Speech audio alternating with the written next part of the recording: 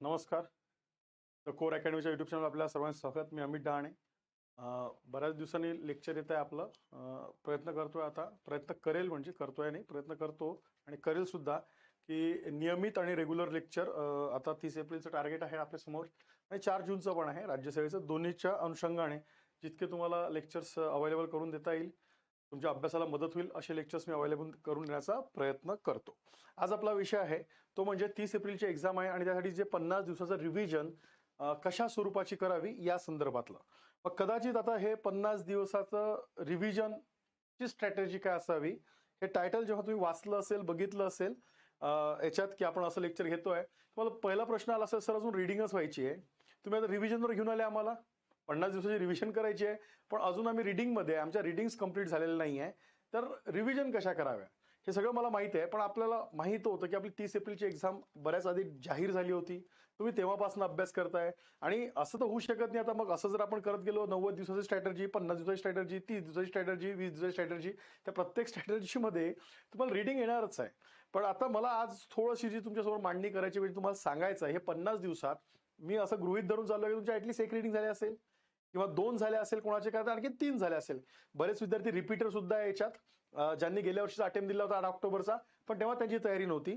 मग ते 8 ऑक्टोबर नंतर अभ्यासाला लागले, ते तयारी करतायत आणि आता त्यांच्या बऱ्यापैकी तयारी झाल्या आहे, म्हणजे ऍटलीस्ट रिडिंग झाली आहे, मी असं समजतो. मग या 50 दिवसात जे तुम्हाला आता तुमची जी अभ्यासाची दिशा ठेवायची आहे, ज्यात मी रिव्हिजन म्हणतोय, ही रिव्हिजन कुठल्या संदर्भात आणि कोणत्या दिशेने केली पाहिजे याच्या संदर्भात आपण थोडीशी आज माहिती घेऊया. मला वाटतं ही उपयुक्त होईल आणि अशा वेळी केलं तर मी तुम्हाला थोडंसं एक स्टॅटिस्टिक तुमच्या समोर ठेवतो. गेल्या वर्षी प्रश्नपत्रिका आपल्याला समोर ठेवावं लागणार आहे, त्यात किती किती प्रश्न आले हे आपल्याला समजून घ्यावं लागणार आहे आणि मग त्याला धरून जर आपण नियोजन केलं, ज्याला आपण म्हणतो की साधारणतः 100 प्रश्नापैकी 70% प्रश्न हे ट्रॅडिशनल बेस असतात, जे आयोग रिपीट करतं. त्या जे काही आयोगाचे टॉपिक्स आहे, पॉईंट्स आहे, ते वारंवार विचारले जातात. 30% मी व्हेरिएशन्स धरतो. मी चालू घडामोडी याच्यात धरणार नाही, बिकॉज चालू घडामोडी इज नॉट रिपीट. चालू घडामोडी दरवर्षी वेगवेगळ्या प्रकारे विचारलं जातं, त्याच्यामुळे चालू घडामोडी तसंच तो आपल्याला भाग सोडून द्यावा लागतं.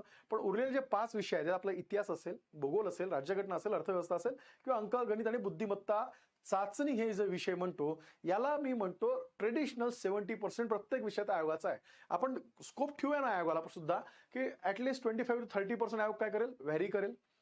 पण सरसकट प्रश्न व्हॅरी होत नाही. एकदमच काहीतरी भूगोलाचे 15 विवर्ड प्रश्न विचारून आयोगाने घेतले असंही होणार नाही. 10 ते 12 प्रश्न तेच रिपिटेशन असतं. 2-3 प्रश्नाचा आयोगाने थोडासा बदल चालू केलाय. फॉर एक्झाम्पल, गेल्या 8 ऑक्टोबरला तुम्हाला आयोगाने ऍग्री इको बेस्ड प्रश्न विचारले होते, किंवा जे काही लोकसंख्येचे होते हे विधानात्मक प्रश्न होते, किंवा लोकसंख्यावरच किंवा स्थलांतरावर अॅनालिटिकल प्रश्न विचारला होता, म्हणजे विश्लेषणाअंती तुम्हाला उत्तरापर्यंत पोहोचता लॉजिक बेस्ड असं सगळं होतं. फक्त होतं काय, कंबाईनच्या पेपरमध्ये आपल्याला वेळेची प्रचंड मर्यादा आहे. तुम्हाला एका तास 100 प्रश्न हँडल करत जायचं आणि ह्या वर्षीचा आयोगाचा पॅटर्न आपल्याला माहित नाही, त्यात अंकगणित बुद्धिमत्तेचे प्रश्न आयोग वाढवते आहे की आहे तसेच ठेवते आहे, लेट्स सी. हे आपल्याला 30 एप्रिलला समजेल. मग अशा सर्व जेव्हा आपण विचार करतो, याच्यात मला आता असणारे 50 दिवस मी म्हणेल, या 50 दिवसात मला काय टार्गेट ठेवता येईल. मला अभ्यासाचं माझा टार्गेट काय आहे, 60+ जायचं आहे. त्यात मी एक्झाम्पल म्हणून लिहिलेलं आहे की 60+ जर आपण टार्गेट करायचं असेल तर आपल्याला रिव्हिजन करताना, आता रिव्हिजन पूर्ण वेळ करू नका. जर जास्त कंटेंट आणि रिडिंग बाकी असेल तर रिडिंगवर जोर द्या, रिडिंग करा. पण दिवसातनं मी जी तुम्हाला, मला वाटतं आपण रिव्हिजनची ज्या प्रकारे आपण रिव्हिजन केली पाहिजे, ती जर पद्धत तुम्ही दिवसातनं काही वेळ जरी केली तर तुम्हाला त्याचा खूप जास्त फायदा होईल असं मला वाटते. ती पद्धत आपण एकदा समजून घेऊया की 50 डेज, म्हणून मी म्हटलं 50 डेज, लास्ट 50 डेजची रिव्हिजन स्ट्रॅटेजी काय असली पाहिजे, अशा दृष्टीने आपण थोडंसं बोलूया. मग बघा, आता मी तुम्हाला या 50 डेज जीएस म्हटलं, याच्यात आपला प्रामुख्याने आपल्याला काय करायचं, जीएस. आणि ठीक आहे, आपण म्हणतोय 60+ पाहिजे, बिकॉज मेरिट खूप हाय चाललेले आहे. कारण की प्रश्न संपलेले आहे, असं मी प्रत्येक वेळेस म्हणत असतो. यावेळेस प्रश्न संपलेले आहे, स्टॅग्नंट होऊन जाता माणूस. ज्यावेळेस ऑब्जेक्टिव्ह प्रश्न काढायचे, शेवटी मी पेपर सेट टेस्ट सिरीजसाठी पेपर काढतो, इतक्या वर्षाचा मी पेपर काढतोय भूगोलाचे, तर मला प्रश्नच कळत नाही. आता नवीन किती फिरून विचारायचा हा प्रश्न आहे. शेवटी आउट ऑफ द वे जाऊन, आउट ऑफ द बॉक्स जाऊन सुद्धा विचारता येणार नाही. सिलेबसला धरून विचारावं लागेल ना, आयोगाच्या पॅटर्ननुसार विचारावं लागेल. मग तिथं रिपिटेशनच करावं लागेल, त्याला पर्याय नाहीये त्या रिपिटेशनला, हे लक्षात घ्यायचं आहे. म्हणून तो मेरिट वाढत चालला, कारण मुलांचा अभ्यास स्ट्रॉंग आहे. युट्यूब आहे, रेडीमेड मटेरियल आहे, युट्यूबचे प्रचंड लेक्चर आहे, त्यातनं पाठांतर होऊन जातं ऐकून ऐकून, आणि मग अगेन अँड अगेन तो मेरिट काय होत चाललाय, वाढत चाललाय, हे सुद्धा लक्षात घ्यायचंय. तरी आपण म्हणून 60+ आपल्याला जावं लागेल. कुठल्या तरी मला मेन्सला बसायचं आहे, आयदर STI असेल, SO असेल, त्या दुय्यम निरीक्षक असेल, तर किंवा PSI असेल तर याच्यासाठी मला 60+ टार्गेट ठेवून आता काम करावं लागेल असं आपण म्हणूया. मग या असणाऱ्या 50 दिवसांमध्ये रिव्हिजन म्हणून आपण काय प्रकारे आपली अभ्यासाची पद्धत ठेवली पाहिजे ते सुद्धा आपण थोडंसं आता आज या लेक्चरमधनं समजून घेऊया. मग आता बघा इथं आपल्याला सामान्यतेमध्ये विषय किती आहे? 7 आहे. आता हे काही नवीन मी सांगत नाही, सर्वांना माहिती आहे 7 विषय. यातलं GS मध्ये खूप वेळ जातो आपला. GS मध्ये आपण गणित बुद्धिमत्ता याच्यात फार जास्त आपला वेळ जात नसला किंवा देतो त्याला स्पेसिफिक ठरवतो आणि मग आपली ट्रीटमेंट ठरते की रोज मी 1 तास गणित बुद्धिमत्ता करेल आणि एका तासात बघू किती येतात काय येतात. आपलं असे कॅल्क्युलेशन चालू असतात. त्याला मी तुमचं ब्रेक करणार नाही, त्याला मी त्यावर बोलू, आपण त्याला डेटा कुठला वापरायचा याच्यावर बोलतो. पण GS म्हटल्यानंतर आपल्या समोर पहिले येतात ते म्हणजे इतिहास, बरोबर आहे, भूगोल, राज्यघटना आणि आपली अर्थव्यवस्था. हा थोडासा आपल्याला कॉन्फिडन्स देणारा विषय. आपली ताकद सध्या इथं एकवटतं. उरलेलं असतं ते जे महत्वाचं खूप प्रीसाठी मी आधीच्या पण तुमचे जे लेक्चर्स आहे आपले तुम्ही बघितले असेल त्या आधीच्या याच्यात पण आपण म्हटलेलं सामान्य विज्ञान इट्स अ डिसाइडिंग म्हणजे याच्यात बऱ्याचपैकी आपल्याला काय करावं लागतं, स्कोर काढणं, म्हणजे चांगला स्कोर करायचं. एक ऑप्टिमम स्कोर 7-8 मार्क 15 पैकी 7-8 प्रश्न 15 पैकी हे आवश्यक असतं, हे सुद्धा लक्षात घ्यायचं. आणि एका साईडला उरतं काय मग चालू घडामोडी, बरोबर आहे. याला काही ऍज सिलेबस नाही आहे, आयोग कुठलं विचारेल काही सांगता येत नाहीये आणि याच्यात किती अभ्यास करायचा कुठे सोडायचा याचा सुद्धा अंदाज येत नाही. मग आपण एक इयर बुक घेतो, त्या इयर बुकला आपण कव्हर करत करत जातो, हे सुद्धा लक्षात घ्या. ते इयर म्हणजे करंटचा अभ्यास कसा करायचा पण एक लेक्चर आहे, ते तुम्ही बघा, ते रिपीट करण्यात पॉईंट नाही. पण आता नाव मी ज्यावेळेस अशा पद्धतीत आलो की मी ऍटलिस्ट असं गृहीत धरून जातो की माझी ऍटलिस्ट या सगळ्या विषयाची तुमची एक रीडिंग झालेली आहे किंवा 1 किंवा 2 रीडिंग झालेल्या आहेत. तुमचे व्हॉट एव्हर द रिसोर्स, तुम्ही जे रिसोर्स वापरताय, तुमचे पुस्तक वापरताय, आता ऑलरेडी बुक लिस्ट वगैरे आपले लेक्चर झालेले आहेत, तुम्ही पण ऐकलं असेल. आणि जेव्हा तुम्ही 50 दिवसावर येऊन ठेपता म्हणजे 50 दिवसावर येऊन पोहोचता तोपर्यंत तुमचं बुक लिस्ट वगैरे ह्या सगळ्या गोष्टी काय असतात क्लिअर झालेल्या असतात. ते काय आपल्याला नवीन सांगायची गरज नसते. मग तुमचे असणारे रिसोर्सेस तुम्ही जे वापरलेले आहे, तुम्ही जो अभ्यास करताय याच्या आधारे आता तुम्हाला रिव्हिजन कडे कसं वळायचं हे आपण याच्यावर बोलूया. पण एक रीडिंग मी अपेक्षित आहे किंवा तुम्हाला 2 असेल कोणाच्या 3 असेल. जर कोणाचा काही भाग राहिला असेल, सगळं तर विषय शक्य नाही, आता मागे अजून हातच लावून असं तर होणार नाहीये. पण काही विषयातला काही भाग मागे राहिलेला आहे, काही विषयातला काही भाग समजलेला नाहीये, ते किचकट जाटायचं मटेरियल नाही. सो तेवढा भाग जर असेल तो आता तुम्ही उरका किंवा तो तुम्ही तेवढा लवकर कव्हर करा. आणि मग मी म्हणेल दिवसातनं काही वेळ अशा वेळी तुम्ही रिव्हिजन कडे द्या. ज्यांना शक्य आहे, ज्यांच्या झाल्या 2-2, 3-3 रीडिंग, त्यांनी पूर्ण वेळ अशा स्वरूपाचा अभ्यास आता इथनं करा, तर तुम्हाला नक्कीच फायदा होईल. पण ती वेळ आणि तो पद्धत काय आहे जे आपल्याला बघायची आहे त्याच्याकडे आता आपण येऊया. मी अगेन सांगतोय, आता तुम्हाला 7 विषय आहे. पहिले तर तुम्हाला टार्गेट फिक्स करून घ्यावं लागेल स्वतःचं, किंवा स्वतःचा कॉन्फिडन्स कुठल्या विषयात काय आहे हे पहिले डिसाईड करावं लागेल. फॉर एक्झाम्पल मी आतापर्यंतचा म्हणतो भूगोलात आपल्याला 15 प्रश्न असतात, त्यावेळेस मला थोडी शंका आहे, may be the pattern should be the change. Pattern म्हणजे क्वेश्चन नंबर पॅटर्नचा चेंज होईल का? बिकॉज त्यांनी बुद्धिमत्ता चाचणी हा एक 8वा घटक काय केलेला आहे, प्री मध्येच त्यांनी वेगळा दाखवलेला आयोगाने सिलेबस प्रेझेंट करताना. सो आपण गृहीत धरून चाललोय 7 मध्ये आधीचा बायफर्केशन आम्हाला माहित होतं. यावर्षी 23 पासनं 8वा घटक बुद्धिमत्ता हा तोडलेला आहे अंकगणितातनं. तर मे बी त्याचे प्रश्न ते वाढवतात का? त्याचे जर प्रश्न वाढवले तर मग बाकीचं GS आणि बाकीच्या विषयांच्या प्रश्नांचं शफलिंग होईल, नंबर ऑफ क्वेश्चन चेंज होतील का आणि तो कसा राहील हे आपल्याला आत्ताच सांगता येणार नाहीये. So let's see. पण तरी आपल्याला टार्गेट डिसाईड करा. मला भूगोलात इथं काही करून 15 पैकी 12 पडतात. राज्यघटनेत आधी 10 प्रश्न राहायचे, हे 10 क्वेश्चन याच्यातले मला मी मिनिमम धरूया 6 येतात. इतिहासात 15 असतात, इतिहासात मी 7 काय करू शकतो, मिळवू शकतो. त्यानंतर अर्थव्यवस्थेत 15 असतात, अर्थव्यवस्थेत मी 7 मी मिनिमम पकडतोय. त्यानंतर चालू घडामोडी हे फारच चालू असतं, बरोबर आहे. म्हणजे त्या अर्थात चालू असतं म्हणजे इतकं आयोग इतकं मागे जातं कधी पुढे जातं अंदाज येत नाही, पण मी मिनिमम मार्क पकडतो. इथे मी 6 पकडतो. सामान्य विज्ञान इथे मी 7 पकडतो, इथे 15च असतं. आणि बुद्धिमत्ता गणित इथे मी किमान 8 मार्क पकडतो. मग पहिले एक स्वतःची टोटल गृहीत धरा, तुम्ही स्वतः आज काय स्टेटस मध्ये आहे हे मी जस्ट टाकतोय. डझन मीन केवढं पडतील, बरोबर आहे. पण 12 आणि याचं जर आपण टोटल 12 6 18 18 7 25 25 7 जर आपण केले तर 25 7 होतात 32 32 6 38 38 7 45 45 अगेन 8, तर 45 आणि 8 मी 53 पर्यंत पोहोचतो आहे आज. ओके, हे खूप चांगले मार्क आहे, पडले पाहिजे. PSI मेन्स नक्कीच देता येईल, प्रत्येकाची इच्छा असते. पण हे आपण मांडताना मांडणी करतोय, मांडणी सोपी आहे करायला. प्रॅक्टिकली अभ्यास करणे, ते लावून धरणे आणि परीक्षेत ते अप्लाय होणे आणि त्या परीक्षेचा रिझल्ट येणे याच्यात अंतर आहे. असतं. असो तरी आपल्याला नियोजन करावं लागणार आहे. पण मी असं जर कॅल्क्युलेशन केलं तर तुमचं व्हॉट एव्हर द तुमचं रिअलिस्टिक कॅल्क्युलेशन तुम्ही आज बाहेर काढा पहिले. तुम्हाला कितीपर्यंत तुम्ही पोहोचता. मग तुम्हाला सपोज इथं 7 कमी पडतात आहे 60 पर्यंत पोहोचायला. तर याच्यासाठी तुमचा जो आता कंटेंटचा भाग शिल्लक राहिलेला आहे तो पहिले कव्हर करून घ्या आणि मग जे आपण रिव्हिजन स्ट्रॅटेजी डिस्कस करू त्या रिव्हिजन स्ट्रॅटेजी काय करायचं तुम्ही समोर यायचं आहे असं मी तुम्हाला इथे म्हणेल. Is that clear? सो पहिले या वेळी आपल्याला काय करता येईल ते आपण डिसाईड करूया आणि मग पुढे जाऊया. पण स्वतःच एक टार्गेट लक्षात घ्या. आजच्या दिवशीचं स्टेटस काय आहे. अभ्यासाच्या आधारे आजच्या दिवशी तुम्हाला किती मार्क्स पडू शकतात किती नाही पडू शकत हे तुम्ही काय करा डिस्कस करा. त्याचा अंदाज घ्या आणि नेक्स्ट स्ट्रॅटेजी मग त्याच्यावरून तुम्ही काय करा डिसाईड करा असं मी तुम्हाला म्हणेल. मग मी येतो पुढच्या पॉईंटकडे. कंबाईन आणि प्री. आता मला दाखवण्याचं उद्दिष्ट काय पी ज्याला म्हणतो 2012 ते 21. आता बट ऑब्वियस तुम्हाला माहित आहे 2012 आणि 11 याच्यात प्रश्नांची संख्या खूपच वेगळी होती. तेव्हा 150 मार्काचा पेपर होता. संख्या प्रचंड वेगळी राहायची. भूगोलात 25 प्रश्न पडायचे. इथे असेल तर 40 प्रश्न विचारलेले आहे. पण लेट्स सी ते आपल्या हातात यासाठी घेऊया जस्ट रिव्हिजन म्हणून घेऊया. तेव्हाच्या प्रश्नांची जी लेवल होती सोपी होती. वन लाईनर होती. सो जस्ट आपलं बेसिक रिव्हिजन होण्यासाठी ते प्रश्न आपल्याला कामात पडतील. मोस्ट ऑफ द आपला जो फोकस चालू होतो 13 पासून चालू होतो आणि त्याच्यानंतर 13 ते 17 एक पॅटर्न आयोगाचा दिसतो. 17 नंतर आयोगाचा एक दुसरा पॅटर्न थोडासा विशेषात्मक लेंदी पेपरचा पॅटर्न दिसतो. हे सुद्धा आपल्याला लक्षात घ्यायचं आहे. मग मी तुम्हाला आता फक्त जस्ट सांगून ठेवतो जेव्हा तुम्ही पेपर बघाल पहिले तर 2012 किंवा मला वाटतं एसटीआयचा 2011चा पण आहे जागा आल्या तर 1000 वगैरे अशा जागा. यावेळेस हे पेपर फक्त कशाचं करायचं इट्स अ वन लाईनर. पण हे लक्षात घ्या हे वाचा because of the just simple revision याच्यात एक होऊन जाईल. मग 2013 पासनं तर 2017 पर्यंत तुम्हाला एक आयोगाचा पॅटर्न दिसतो. हे सुद्धा क्वेश्चन आपल्याला काय करायचे आणि देन 17 पासनं देन 2022 पर्यंत हा आयोगाचा पुढचा पॅटर्न दिसतो. हे थोडंसं आपल्याला लक्षात ठेवायचं आहे आयोगाचं आणि चेक करून घ्यायचं आहे. हे सुद्धा मी इथं म्हणेल. Is that clear? सो लक्षात घ्या आपल्याला आता प्रिव्हियस इयर क्वेश्चन पेपर हाताशी घ्यायचे आहे तर घ्यावंच लागणार आहे. तुमच्या 1-2 रिडिंग झालेले आहे आणि याच्यातनं आपण काय करू शकतो कसा अभ्यास करू शकतो मी तुम्हाला सांगतो. तुम्ही फक्त थोडं स्टॅटिस्टिक मांडतो. ते गणित महत्वाचे नाहीये मी मांडलेले किंवा आकडे महत्वाचे नाही. सांगण्याचा अर्थ महत्वाचा आहे. किती नंबर्स ऑफ क्वेश्चन्स आपल्यापाशी आयोगाचीच अवेलेबल आहे. तर जर नीट करत गेलो ते जे आयोगाचे अँगल्स आहेत ते जे डायमेन्शन जर मी समजून घेत गेलो तर मला सहज चांगल्या प्रकारे इथं अभ्यासाचं नियोजन करता येईल. हा त्याच्या मागचा काय उद्दिष्ट आहे. बघा नेक्स्ट आता याच्यात काय मला सांगायचं मी तुम्हाला सांगतो. आता कंटेंट रिडिंग किती हा एक महत्त्वाचा प्रश्न असतो.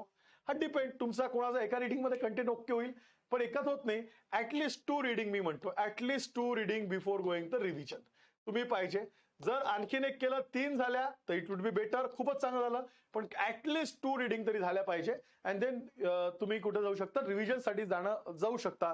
पहिल्या रिडिंग मध्ये बऱ्याच गोष्टी डोक्यात जात नाही क्लिअर होत नाही समजत नाही. आपल्याला वाटते समजल्या पण तसं ते होत नाही. तर अशा स्वरूपाने तुम्ही पुढे गेलं तर इट वुड बी बेटर असं मी तुम्हाला इथे म्हणेल. Is that clear? Now next आता हे रिडिंगचं झालं. नेक्स्ट पॉईंट मी सांगतो. आता रिव्हिजन म्हणजे नेमके काय हा एक प्रश्न आहे. रिडिंग आणि रिव्हिजनातला फरक आहे का? तर यस बट ऑब्वियस साध्या भाषेत सांगतो रिव्हिजन म्हणजे न बघता आठवणे. न बघता आठवणे. ज्यावेळेस तुम्ही पुस्तक बघता आणि पुस्तकातनं शॉर्ट मध्ये का होईना अंडरलाईन केलेला होईना का हायलाइट केला का होईना वाचता that is again the type of reading not the revision. Revision म्हणजे रिकॉल करणे. रिकॉल केव्हा करायचं जेव्हा तुमच्यावर डेटा नाही आहे पण मेंदू रिकॉल करून देतोय that is the revision. How it possible sir हे कसं काय शक्य होऊ शकतं इथं? मी का अख्खा लक्ष्मीकांत रिवाइज करून देऊ का? मी का सौदी रिवाइज करून देऊ का बिना पुस्तक? इतकं पाठांतराने करणार नाही ना. मग त्याच्यासाठीच तर तुम्हाला वापरायचे आहे ते म्हणजे MCQ. ते म्हणजेच काय आयोगाच्या प्रश्नपत्रिका. आयोगाच्या प्रश्नपत्रिका हे आपल्याला याच्यासाठी वापरायचे आहे आणि हे जर आयोगाच्या प्रश्नपत्रिका मी याच्यासाठी वापरल्या तर मला हे व्यवस्थित आणि चांगल्या पद्धतीने काय होईल रिकॉल होईल रिवाइज होईल हे इथे मी तुम्हाला सांगतो. सो या वेळी तुम्ही काय करायचंय या वेळी तुम्ही काय करा हा असा पुढे टाका असं मी तुम्हाला म्हणेल की तुम्ही कसं रिवाइज करायचं किंवा रिकॉल करायचं. मग आता याच्यासाठी मी तुम्हाला थोडंसं कॅल्क्युलेशन देतो की आपल्यापाशी नंबर ऑफ क्वेश्चन आयोगाचे झालेले फक्त मी बोलतोय कंबाईन पूर्व आणि मुख्य बद्दल याचे किती आयोगाचे आपल्याला प्रश्न आयोगाने प्रोव्हाइड केलेले आहे ते एक अंदाज घेऊ. आता हे पाठ करू नका आकडे इतके पडले का ते विचारणार नाही. मी जस्ट एक डोळ्यासमोर की मी इकडे तिकडे शोधण्यापेक्षा आयोगानेच देऊन ठेवलं माझ्यापाशी सगळं. मग ते जरी नीट केलं म्हणजे रिव्हिजनच्या आधारे माझं कंटेंट झाल्यानंतर तरी मला त्यातनं चांगला रिझल्ट मिळू शकतो, हे मी तुम्हाला नक्कीच सांगू शकतो. बघूया आपण कशा प्रकारे आपल्याला हे करता येईल. मग मी फक्त इंडियन पॉलिटी, भारतीय राज्यव्यवस्था ज्याला म्हणतो, हा विषय घेऊ आपण. जीएस असे मी सगळे विषय दाखवतो. आता 2012, 13, 14, 15, 16, 17, 18, 19, 20, 21, 22 इतक्या प्रीचे पेपर मी गृहीत धरून चाललंय. इतके प्रीचे पेपर आमच्याजवळ आहे. त्यावेळेस PSI भारतीय राज्यव्यवस्थेवर 22 प्रश्न पडले होते. त्यानंतर STI 2011 झाली म्हणून मी इकडे लिहिले. 2011 19 प्रश्न पडले होतं. ASO ही 2013 झाली होती, इथं 10 प्रश्न होते. परत बघा असे सगळे प्रश्नांचे नंबर दिले. आता मी त्यात जात नाही. आणि मग 17 पासनं 10 प्रश्नांचा काय दिसतोय पॅटर्न दिसतो, किंवा 14 पासनं 10 प्रश्न. आपल्याला माहित आहे पॉलिटी या विषयावर प्री मध्ये 10 प्रश्न असतात. किती? 10चा याने ते विचारतात. पण असे जर PSIचा वेगळा घेतला, STIचा, ASOचा आणि इथून फक्त कंबाईन झाली म्हणून 17 पासनं कंबाईन झाल्यामुळे मी काय लिहिलं, एकत्र लिहिलं. असे जर क्वेश्चन काढले तर फक्त टोटल पॉलिटीचे प्रीचे क्वेश्चन 238 आहे. त्याच्यानंतर मी PSI मेन्सला गेलो. PSI मेन्सला सुद्धा 5 प्रश्न, 10 प्रश्न आणि मग 17 पासून परत आलं. तिथं विचार केला तसे 129 प्रश्न आहे. मी STI मेन्सचा विचार केला, तिथं 80 प्रश्न आहे. आणि ASO मेन्स तुम्हाला माहित आहे, ASO मध्ये मुख्य परिषद, पॉलिटी आणि पंचायत राजच विचारतं.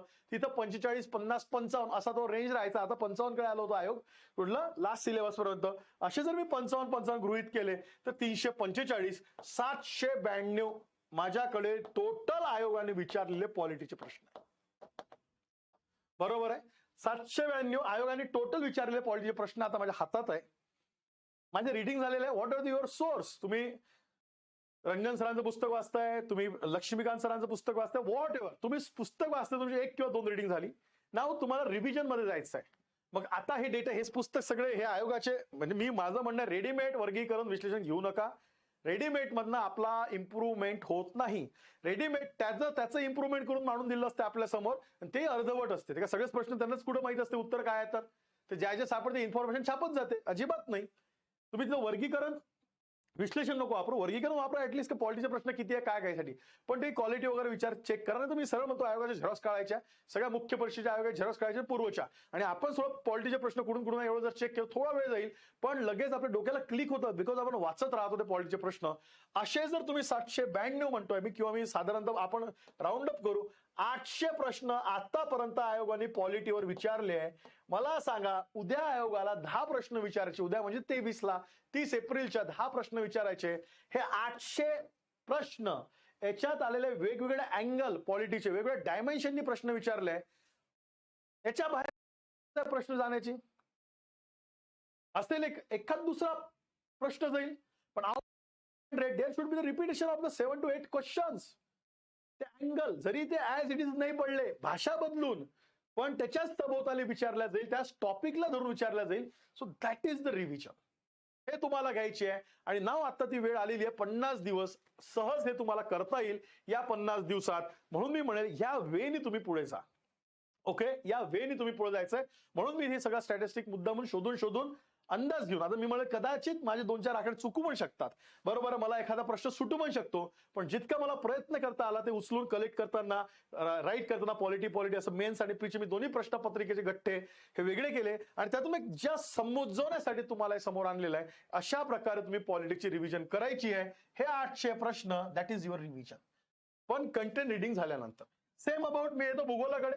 भूगोलाचं 12-13 पासून मी 22 पर्यंत आलो. आधी PSIचा 26 प्रश्न पडले, STIला 26 होते, 11च्या STIला 19 होते, 12ला 26 होते, 14. मग इथं जे गॅप आहे, तिथं पेपर झालेले नाहीये त्या वर्षी, त्या परीक्षा एक्झाम झालेल्या पोस्टसाठीच्या. मग अशी 15 पुढे जर 15 केली तर प्रीचे प्रश्न 285 आहे भूगोलाचे. त्यानंतर मेन्सला PSI मेन्सला 107 आहे, STI मेन्सला 97 आहे, आणि ASO मेन्स काढली तर आता 100 प्रश्न.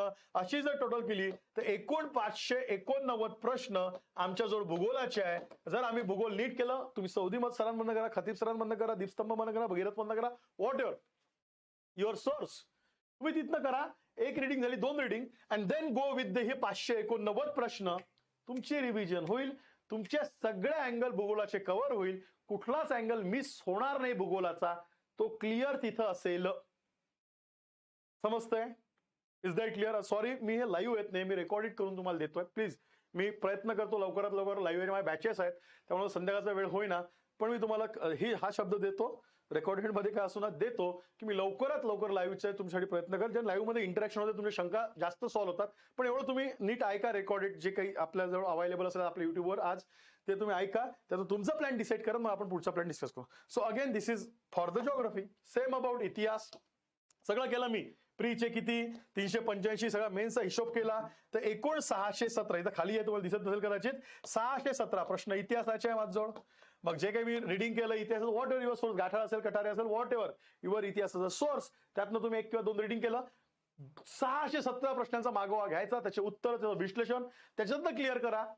एक्झाम मध्ये तुम्हाला मार्क पडतील.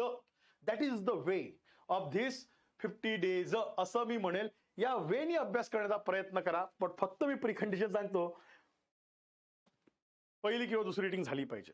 फक्त डायरेक्ट येऊन फक्त रिव्हिजन किंवा असं पाठांतर करून मी जातो नाही. ही एमपीएससी आहे. काठिण्य पातळी परीक्षेची दिवसेंदिवस वाढत चालली आहे. तुमचा अभ्यास खूप जास्त स्ट्रॉंग होत चाललाय, त्यामुळे तुम्ही सुद्धा मेरिट खूप वर नेत चाललेले आहे. ते सगळं समजून घ्यायचंय. सो प्लीज या वेळी सुद्धा तुम्हाला करता येईल. नेक्स्ट इज सामान्य विज्ञान. सामान्य विज्ञान मेन्सला असतं. प्रीचे जर धरले सामान्य 314 प्रश्न दिसतात आहे माझ्या अंदाजाने, आणि तुम्ही 314 प्रश्न तुमचे जे सोर्स असेल ते सोर्स अगेन 314 प्रश्न असं सामान्य विज्ञानाचं करायचंय. देन भारतीय अर्थव्यवस्था प्रीचे 246, एसटीएमएसचा 467, एएसओला नियोजन असतं. फक्त आपल्याला माहिती आहे एसओला नियोजन हा विषय होता एएसओला. त्याचे 10 प्रश्न काढले तर 40, असं एकूण जर केलं तर इथं 753 प्रश्न तुमच्याकडे कशाचे आहे, इकोचे आहे, हे लक्षात घ्या. आणि हे 753 इकोचे केले तर तुम्हाला इकोचे सगळे अँगल. आता इको हा करंट बेस सुद्धा आहे. इकोचे 15 पैकी 10 प्रश्न आयोग काय विचारले, ट्रेडिशन विचारले, 5 तर करंट योजना वगैरे विचारता. मग त्यातनं अंदाज घ्या. त्यातल्या योजना तुम्ही करू नका, मागच्या सगळ्या इतक्या आवश्यक नाहीये. करंट बेस तिथे जो ट्रेडिशनल आहे, जे ट्रेडिशनल टॉपिक्स आहे इकॉनॉमीचे, ते तुम्ही कव्हर करणं आवश्यक आहे या रिव्हिजन मधनं. फक्त करंट बेस सोडून द्यायचं, करंट बेसनं स्किप करा असं मी तुम्हाला सांगेन. असं आपलं भारतीय अर्थव्यवस्था या विषयास तुम्हाला करता येईल. देन गणित व बुद्धिमत्ता, मग याचे फक्त मी प्रीचे लिहिले आहे. सेम अबाउट याला मेन्सला जवळजवळ असेच 200 प्रश्न याचे मेन्सचे होतात सगळे. आणि हे जर हे काढले तुम्हाला 500 प्रश्न, आणि 500 प्रश्नात रिपिटेशन टाईप लक्षात घ्या ना. रिपिटेशनचा टाइप्स कुठले कुठले आहे हे लक्षात घ्या. जे टाइप रिपीट झाले तितके टाइप्स पक्के करत चला. आपलं गणित बुद्धिमत्तेची सुद्धा प्रॅक्टिस होते. आयोगाचे ठराविक टाइप्स आहे. सिटिंग अरेंजमेंट असेल, सेलोलिझम असेल, तुम्हाला माहिती आहे दिशा असेल, तर्क वितर्काचे असेल, किंवा त्याला ज्याला आपण म्हणतो अल्फाबेट चेन असेल, नंबर चेन असेल, असे कितीतरी आयोगाचे फिक्स आणि विचारले जातात. किंवा डेटा इंटरप्रिटेशनचे असेल. आता त्यांनी आकलन आणलं का, तर अर्धपान ते आधीच खर्च करतं एक उतार दिल्यासारखं, आणि त्याच्यावरून आपल्याला निष्कर्ष कळायला होतं, म्हणून त्यांनी त्याला काय म्हटलंय, आकलन. अशा आयोगाने मेन्सला प्रश्न विचारले ऑलरेडी. असं नाही होणार की ते आधी विचारलेलं आहे. फक्त आयोगाला असं वाटलं असेल की आपण अशा प्रकारचं आकलनावर आधारित प्रश्न विचारतो, पण आकलन या शब्दाचा आपण कुठे उच्चार केला नाही सिलेबसमध्ये. त्यांनी तो अपडेट करून टाकलाय, उच्चार करून त्याच्यात मेन्शन करून आकलन हा शब्द. मग याला सुद्धा तुम्ही गणित बुद्धिमत्ता चाचणी याच्यावर सुद्धा, याला मी म्हणतो बियॉन्ड याच्या जायचंच नाहीये. तुम्ही एक पुस्तक घ्या, तुम्ही क्लास लावला असेल, सरांकडे समजून घ्या, पुस्तकाचा नंबर ऑफ टाइप्स शोधा, बरोबर. प्रॅक्टिससाठी गणित जिथं जास्त असतं पुस्तक ते करा, पण टाइप्स फक्त आयोगाचे जास्त करायचे. बियॉन्ड आयोग एखादा टाइप करायचा नाही. आपल्याला 15 पैकी 8, 9, 10 टार्गेट असतं. एखादं खूपच काही विचारलं तर विचार, सगळंच येणार आहे ते. पण अशा वेळी तुम्हाला हे सगळे विषय करावे लागेल. मी चालू घडामोडी फक्त इथं कन्सिडर केलं नाही, बिकॉज चालू घडामोडी हे बदलतं, त्याचे मागचे प्रश्न, मागचा ट्रेंड चेक करणं गरजेचं किंवा तितका आता उपयोगात होत नाही, बिकॉज खूप व्हॅरी होतं चालू घडामोडीमध्ये, म्हणून मी चालू घडामोडीचं विश्लेषण टाकलेलं नाही. Is that clear? मग आता हे सगळं जे आम्ही बघितलं याच्या इकडे मी येतो. तुम्ही बघा, जर फक्त मी हा प्रीच आहे, हा फक्त पूर्व परीक्षेचा जर उल्लेख केला तर माझ्याकडे चालू घडामोडी मी सोडलाय, लक्षात घ्या. उरलेले एक जवळ 1773 क्वेश्चन्स 2012 ते 22 पर्यंत फक्त प्रीच आहे. असे जवळजवळ मेन्सचे सुद्धा माझ्याकडे 1500 क्वेश्चन निघतील, च्या वर निघेल. आणि याच्यात काय घ्यायला लागतं तुम्हाला, इतिहास, भूगोल, राज्यघटना आणि अर्थव्यवस्था आणि गणित, इतकेच विषय घ्यायचे आहे. हे जर याचे घेतले तर 1500 निघतील. म्हणजे जवळजवळ 3500 क्वेश्चन्स मी तुम्हाला म्हणून मी रफ लिहितोय फक्त. It's a tentative. हे आयोगाचेच आपल्यापाशी आहे, कोणीही लागत नाही आपल्याला शहाणा करायला. आयोगाने शहाणा करून दिलेलं आहे आपल्याला ऑलरेडी. आयोगाचे क्वेश्चन्स आहे, ते सब्जेक्ट वाईज डिवाइड करावं लागेल. ते सब्जेक्ट वाईज डिवाइड केलेले क्वेश्चन्स आहे. आणि अशा वेळी जर मी माझा कंटेंट तयार झाल्यानंतर रिव्हिजन मी या वेळी केली, मग सब्जेक्ट घ्यायचा, आपण ते बघूया मी कसा रिवाइज करत जाईल. मी भूगोल म्हणून एक्झाम्पल समजून सांगतो, पण हा डेटा जर लक्षात घेतला ना, हा डेटा तुम्हाला प्रचंड उपयोगात येईल. फक्त त्या डेटाचं रेडीमेड उत्तर, रेडीमेड पाठांतर करू नका. इतकं सोपं नाही आहे. सर मी 3500 प्रश्न हमखास पाठ करतो, त्याच्यातले येतील. दिस इज द, तुम्हाला ते स्टडी करायचं, अभ्यास तर करणं गरजेचं आहे. आणि अभ्यास हे लक्षात घ्या. आता ते बऱ्याच जागी ते सांगतं पण बरोबर आहे ना. तर अभ्यास ही एक प्रोसेस आहे.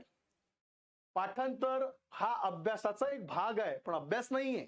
जिथं कठीण जाते, जिथं आठवत नाही, जिथं मी क्ल्यू लावून काही गोष्टी पाठ करू शकतो, पण इट्स इम्पॉसिबल का तुम्ही 3500 प्रश्न पाठ करू शकता, अजिबात नाही. So understanding and logic is the major, मी म्हणेल त्यातला फॅक्टर आहे अभ्यासाचा. आणि जिथं गरज पडेल तिथं थोडंफार आपण पाठांतरामध्ये सुद्धा त्याला काय करू शकतो, ऍड करू शकतो. पण या वेळी जर मी कॅल्क्युलेशन केलं तर मला अभ्यासाच्या ह्या रिव्हिजन स्ट्रॅटेजीला काय डिसाईड करायला लागेल. बघा आता मी भूगोल म्हणून एक समोर छोटंसं एक्झाम्पल समजून सांगतो. भूगोल याच्यासाठी माझे सोर्सेस आहेत, what ever the. Me Saudi सरांचं पुस्तक वाचलं, आयदर मी खतीब सरांचं पुस्तक वाचलं, किंवा तुम्ही काय वापरताय ते वापरा. ठीक आहे, हे माझं कंप्लीट झालंय. ओके, याची माझी 1 प्लस किंवा मी म्हणेल 2 रिडिंग माझे झालेले आहे. ओके, आता 2 रिडिंग झाल्यानंतर मी काय केले, फक्त पहिले पूर्व परीक्षेचे भूगोलाचे प्रश्न समोर ठेवले. त्यातही मी पहिले भारत पूर्व परीक्षेत आणि महाराष्ट्र हे बायफॉर्गेट करून घेतलं. आणि मग मी काय केलं, पहिले मी भारताची रिव्हिजन करून घेतली.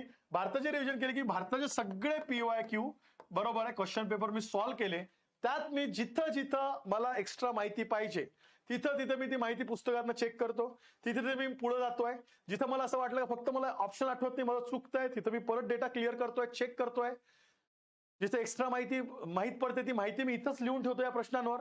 सेकंड थिंग, मी महाराष्ट्र कव्हर करतोय, महाराष्ट्रातले PYQ बघतोय मी, प्रिव्हियस इयर क्वेश्चन पेपर ते मी चेक करत पुढे चाललो. माझं पूर्व परीक्षा आटपलं की ज्याला मी म्हणतो नेक्स्ट स्टेप. ही पूर्व परीक्षा is your first step about geography. मग आता पूर्व परीक्षा फक्त भूगोलात झालं तर मी म्हणेल भूगोलाचं पूर्व झाल्यानंतर पहिले इतिहासाचं पूर्व करा, राज्यघटनेचं पूर्व करा, अर्थव्यवस्थेचं पूर्व करा, गणित बुद्धिमत्तेचं पूर्व करा. ही झाली तुमची पहिली लाईन ऑफ ऍक्शन. ती जेव्हा कंप्लीट होईल मग तुम्ही मुख्यकडे वळा. मग अगेन मुख्यमध्ये तुम्हाला फक्त भूगोलाचे मुख्यचे प्रश्न घ्यायचे. आणि भूगोलाच्या मुख्यमध्ये फक्त आपल्याला माहिती आहे महाराष्ट्राचा भूगोल होता, तो आणखीन चांगला किंवा रिपीट होता, फार कठीण नाहीये. याचे सर्व प्रश्न घेऊन त्याची रिव्हिजन करा, मग माझा भूगोल क्लिअर होईल. अशी मी एक रिडिंग केल्यानंतर भूगोलाची म्हणतोय पहिली आणि दुसरी पूर्व आणि मुख्यची. मला आणखीन भूगोलाची एक्झामच्या आधी 1 किंवा 2 रिडिंग करायचे, या वेनी करायचे आहे, या टाईपने रिव्हिजन करायचे आहे. हे तुम्हाला हमखास, तिथं मी सांगतो हमखास शब्द वापरतोय मी तुम्हाला, हे तुम्हाला तिथं प्रचंड उपयोगात येईल.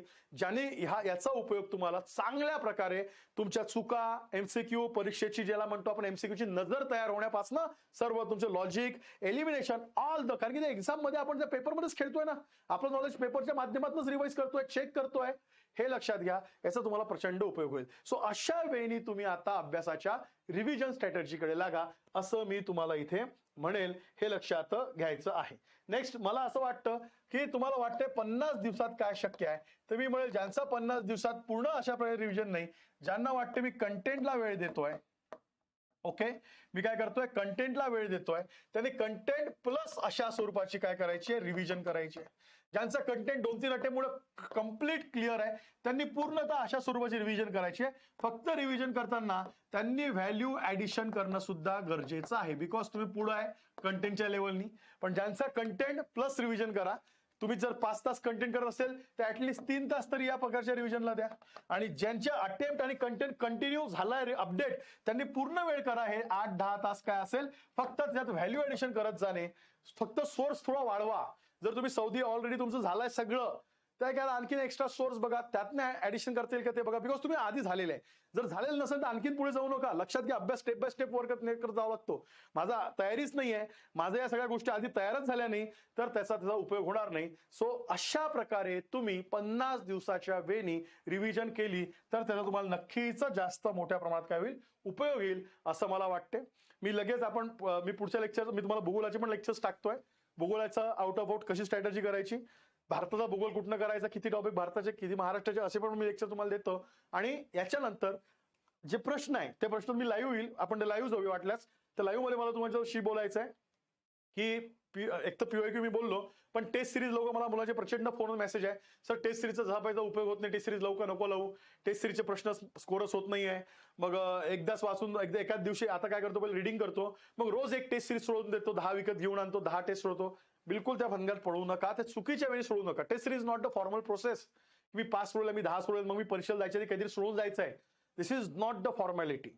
टेस्ट सिरीजचा उपयोग आपल्या चुका टाळणे, आपला स्कोअर, आपला अटेम्प्ट इम्प्रूव्ह करण्यासाठी आवश्यक आहे, हे मी तुम्हाला सांगेल. पण मी त्याच्यावर तुमच्याशी आपण लाईव्ह बोलूया. मी ते लाईव्ह समजून सांगतो तुम्हाला, कारण तुझे प्रश्न तेव्हा लाईव्ह घेता येईल मला. सो अशा प्रकारे आय होप की नक्की 50 दिवसाची रिव्हिजन म्हणजे काय, आयोगाच्या प्रश्नपत्रिका, त्या प्रश्नपत्रिकेत असं कॅल्क्युलेशन काढलं, मी तुम्हाला दाखवलंय किती किती प्रश्न आपल्यापाशी आहे. त्या प्रश्नाच्या पलीकडे जाणार नाही. जर आपण ऑलरेडी जवळजवळ, मी फॉर एक्झाम्पल मागचं तुम्हाला पीपीटीत घेऊन जातो, मी एक एक्झाम्पल देतो तुम्हाला इथं. सपोज भूगोल म्हणून, भूगोलाचे जर मी इथं 600 प्रश्न करून जाणार आहे, 589 म्हणजे या 600च्या पलीकडे आयोग नवीन अँगलनी कुठला प्रश्न तयार करेल? 15 पैकी 12-13 तर याच अँगल मधून येईल, जे 600 ऑलरेडी आयोगाने विचारून झाले त्याच अँगल मध्ये आयोगाला प्रश्न विचारावा लागेल. हार्डली एखादा दुसरा प्रश्न व्हॅरी होईल. Is that clear? सो हे जर क्लिअर, तर आपलं जास्त चांगल्या प्रकारे आपण या सगळ्या गोष्टीपर्यंत पोहोचू, हे सुद्धा लक्षात घ्या. तुमच्या काही शंका असेल तर टाका, आपला हा नंबर आहे इथं. द कोर अकॅडमीचं आपलं ऍप आहे, ऍप डाउनलोड करा. ऍपवर माझ्या जॉग्रफीच्या फ्री स्टडी मटेरियल तिथं ऑलरेडी अवेलेबल आहे. स्टडी मटेरियलमध्ये जायचं, free geography study material topic wise दिलेलं आहे, प्राकृतिक, भारत, महाराष्ट्र. ते तुम्हाला रिव्हिजन नोट्स आहेत, फार चांगले उपयोगात येईल. आणि या सगळ्या गोष्टी इथं अवेलेबल आहे, हे सुद्धा लक्षात घ्या. भूगोलाचा कोर्स पाहिजे असेल तर कंबाईनचा 50 लेक्चर्स आहे, 50 अवर्स, 50 लेक्चर्स, ते तिथं अवेलेबल आहे तुम्हाला ऍपमध्ये. ते सुद्धा तिथं तुम्ही चौकशी करून तिथं घेऊ शकता. Is that clear? So next लेक्चरमध्ये आपण लवकरच भेटूया. महाराष्ट्र आणि भारताचा भूगोल नेमके कुठले टॉपिक वाचा, हे तुम्हाला समजून सांगेल, आणि ते टार्गेट कसं करायचं हाचा विषय आहे, हे सुद्धा लक्षात घ्या. Thank you so much. फक्त सबस्क्राईब आणि लाईक करायला आणि शेअर करायला विसरू नका, तेवढं मात्र करा. Thank you so much.